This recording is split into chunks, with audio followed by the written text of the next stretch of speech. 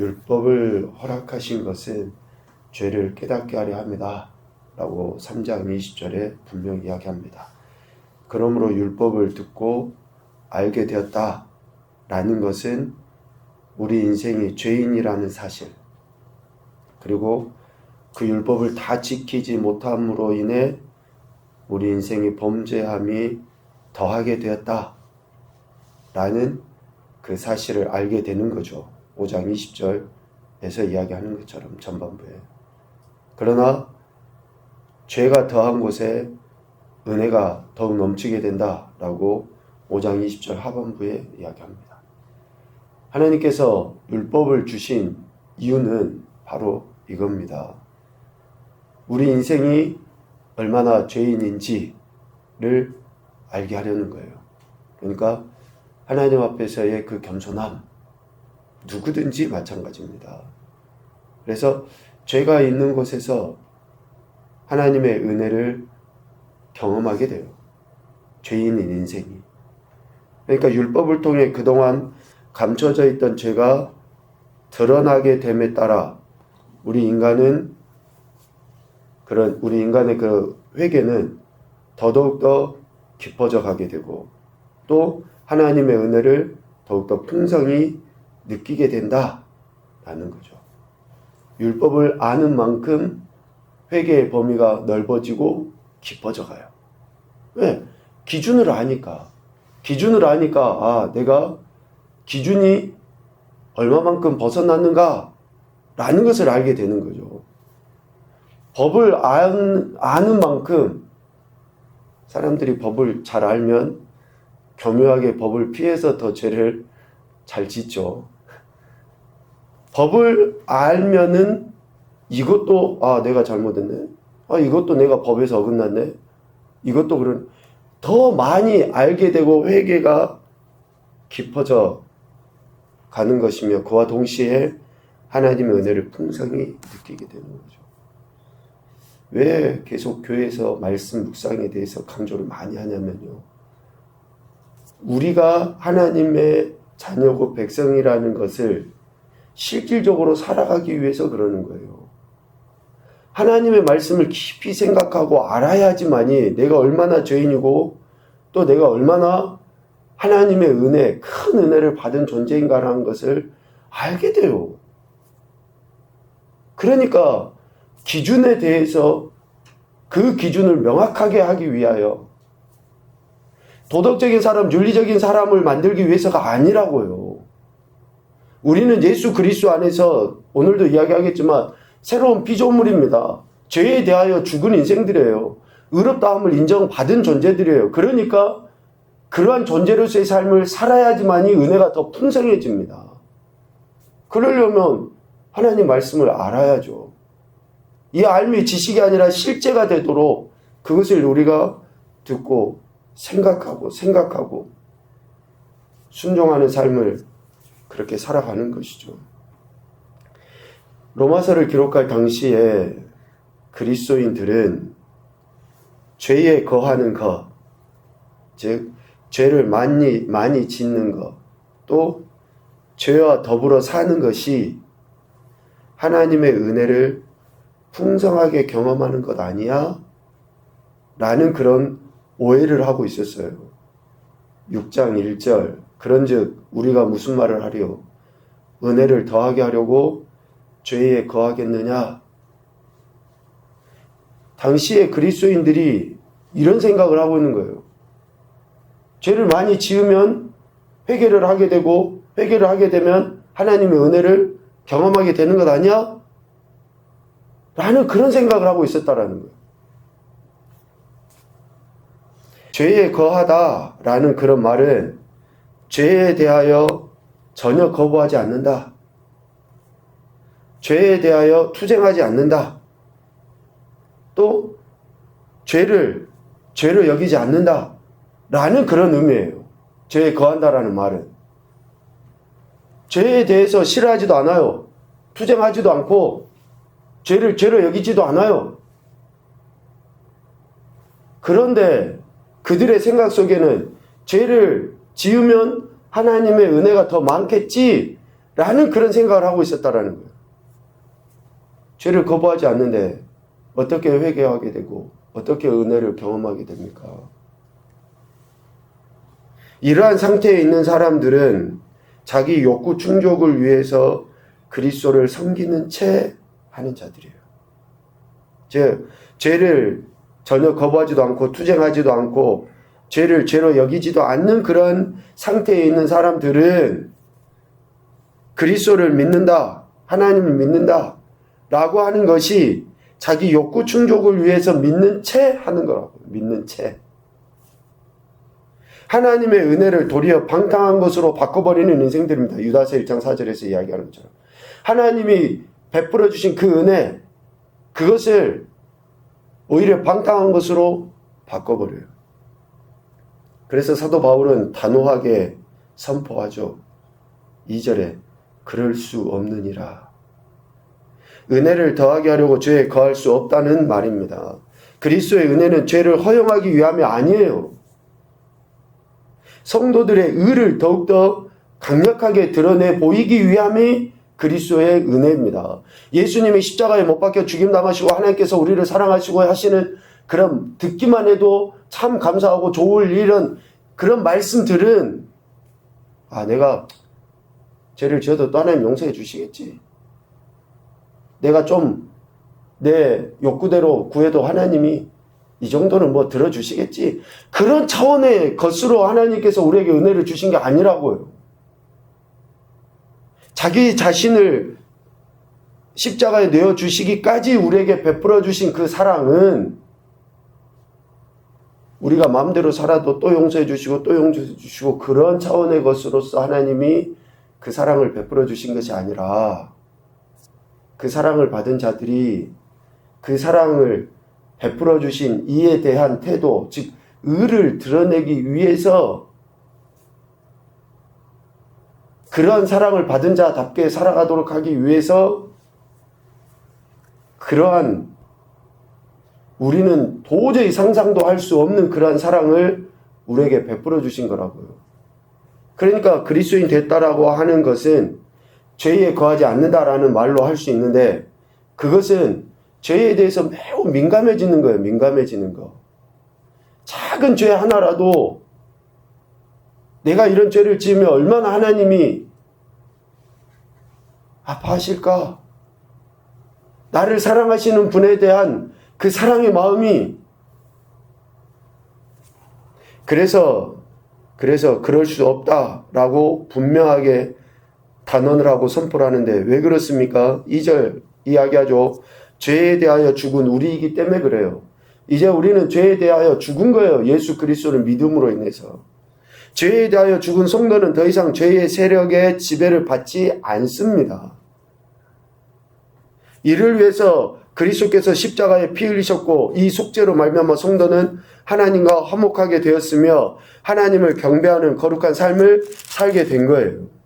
그래서 5장 1절에 그리스도로 말미암아 하나님과 화평을 누리자, 화평을 맡게 된 자가 되었다라는 거예요. 화평을 맡은 자, 화목을 맡은 자가 되었다라고 분명하게 이야기했던 것 아닙니까? 5장 12절에 이야기하는 것처럼 죄로 말미암아 죽었다. 똑같은 의미죠. 그러니까 하나님과의 교제가 단절되고 죄와 더불어 사는 그러한 의미를 이야기해요. 죄로 말미암아 죽었다라고 하는 것은. 하나님과의 단절. 그런데 죄에 대하여 죽었다. 오늘 2절에서는 이렇게 표현을 하죠. 그러니까 비슷한 것 같은데 의미가 전혀 달라요. 실질적으로는. 5장 12절에 죄로 말미암아 죽었다라는 것과 죄에 대하여 죽었다. 오늘 2절에 이야기하는 것은 그 과정 속에 예전에는 죄로 말미암아 우리가 죽었어요. 그런데 이제는 죄에 대하여 죽은 겁니다. 죄악된 삶을 끊고 예수 그리스도 안에서 하나님과 교통하는 삶을 살게 된 것을 이야기해요. 그러니까 예수님을 진짜 믿는 사람은 작은 죄 하나라도 정말 멀리 하려고 하고 하나님이 기뻐하시는 것이 무엇인지 늘 고민하고 그것대로 살아보려고 하고 내가 원하는 차원이 아니라 하나님이 원하시는 차원이 무엇일까? 하나님이 무엇이 관심이 있을까? 거기에 생각을 두는 거예요. 신앙생활을 하는 것이 그거예요. 사회생활을 하는 것도 그겁니다. 그것이 사도 바울이 강조했던 것처럼 무엇을 하든지 다 하나님의 영광을 위해 살아. 하나님이 기뻐하시는 것을 행하는 거예요. 죄에 대하여 죽은 자들은. 죄에 대하여 죽었다 라고 할 때 그 죽음은 죄 자체에 대한 죽음입니다. 그리고 율법의 행위에 대한 죽음이에요. 더 이상 율법의 행위로 인해서 그렇게 판단하고 평가하지 않아요. 율법의 행위에 대한 죽음, 그래서 실제적으로 죄의 종이었던 우리 옛사람의 죽음을 의미합니다. 옛사람의 죽음. 그리스도 예수와 합하여 세례를 받은 것이라고 이야기하죠. 3절. 그리스도를 죽은 자 가운데서 살리심과 같이 우리로 또한 새 생명 가운데서 행하는 것이다 라고 4절에 분명하게 이야기해요. 왜 사도 바울이 그럴 수 없다라고 2절에 단언을 했습니까? 또 한 가지를 보면 10절 말씀의 근거예요. 예수님의 죽으심은 죄에 대하여 단번에 죽으심이기 때문이다 라고 이야기해요. 우리가 죄에 대하여 죽었다라고 하는데 우리가 죄에 대하여 죽었다라고 하는 것은 우리 스스로는 그렇게 할 수 없어요. 예수 그리스도께서 죄에 대하여 단번에 죽으셨기 때문에 우리는 죄에 대하여 죽은 자예요. 여기서 말하는 우리는 누구예요? 죄에 대하여 단번에 죽으신 예수 그리스도를 믿는 우리를 이야기하는 거예요. 내가 죄에 대하여 죽질 않았어요.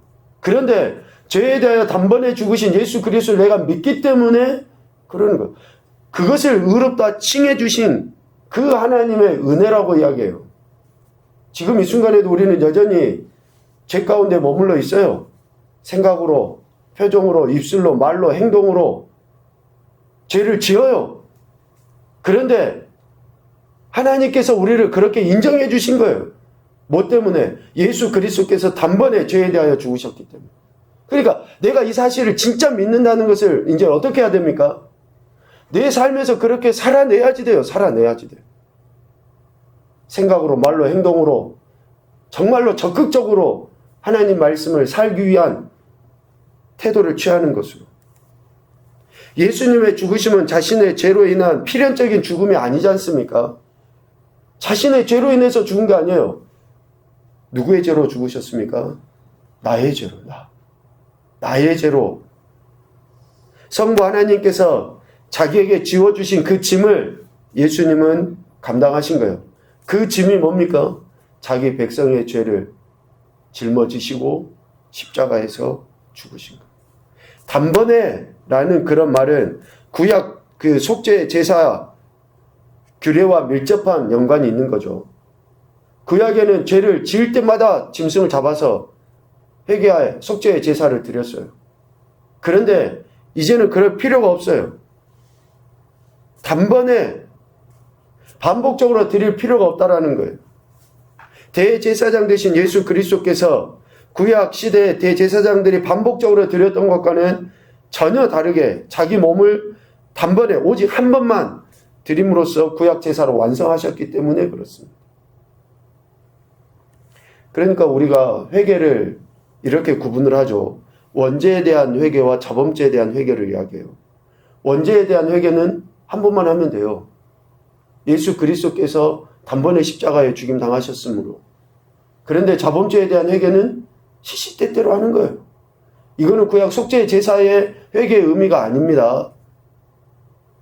이거는 그 구약 속죄 제사의 회개가 아니에요. 자범죄에 대한 회개는 하나님 말씀, 즉 의롭다 인정해 주신 분에 대한 우리의 태도가 그릇된 것에 대해 회개를 하는 거예요. 그것을 오해하면 예수님의 죄에 대해 단번에 죽으심이 의미가 없어요. 그러니까 또다시 예수님 십자가에 못 박아야 되고 또다시 못 박아야 되고 하는 그런 말도 안 되는 이야기를 하게 되는 것이죠. 그리스도께서 하나님의 어린 양이 되어서 십자가에 피 흘리신 그 제사는 구약의 모든 피 흘림의 제사의 최종적인 그런 제사예요. 또 완전한 제사, 그래서 이러한 제사를 드리기 위해서 또다시 예수 그리스도께서 죽으실 필요가 전혀 없다는 것. 그것이 단번에입니다. 이 분명한 사실을 믿는 성도들은 어떻게 살아야 됩니까? 11절. 죄에 대하여는 죽은 자요. 그리스도 예수 안에서 하나님께 대하여는 살아있는 자로 여기며 살아야 됩니다. 12절. 이 분명한 사실을 믿는 성도들은 죄가 성도의 죽을 몸을 지배하지 못하게 하여 몸의 사욕에 순종하지 말아야 돼요. 또 13절. 이 분명한 사실을 믿는 성도들은, 그러니까 단번에 죽으셨다라고 하는 이 분명한 사실을 믿는 성도들은 자신의 지체를 불의의 무기로 죄에게 내주지 말고 오직 자신을 죽은 자 가운데서 다시 살아난 자 같이 하나님께 드리며 의의 무기로 하나님께 드려야 됩니다. 결국 죄가 이 분명한 사실을 믿는 성도들을 주장하지 못한다라는 것을 이 사실을 믿는 성도들은 삶에서 살아내야지 돼요. 더 이상 죄 아래 있지 않고 은혜, 즉 죄에 대하여 죽고 의에 대하여 다시 살아나신 예수 그리스도 아래에 있기 때문이다. 그래서 이러한 삶을 살아야 한다라고 14절에 이야기합니다. 그러니까 우리는 은혜 아래에 있는 거예요. 은혜 아래.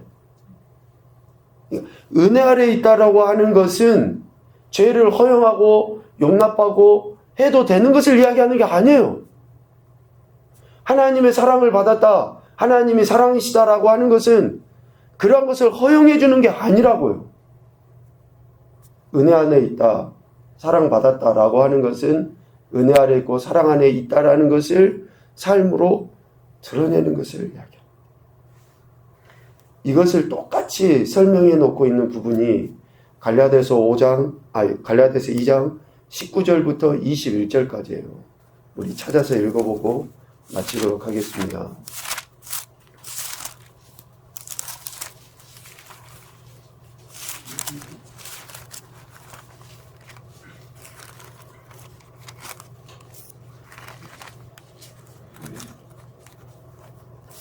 갈라디아서 2장 19절부터입니다. 19절부터 21절까지. 오늘 로마서에서 사도 바울이 표현한 것하고 동일한 맥락의 의미를 가지고 바울이 강조해서 이야기합니다. 19절부터 21절 같이 보죠.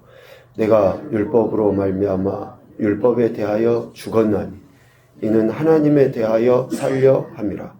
내가 그리스도와 함께 십자가에 못 박혔나니 그런즉 이제는 내가 사는 것이 아니요 오직 내 안에 그리스도께서 사시는 것이라.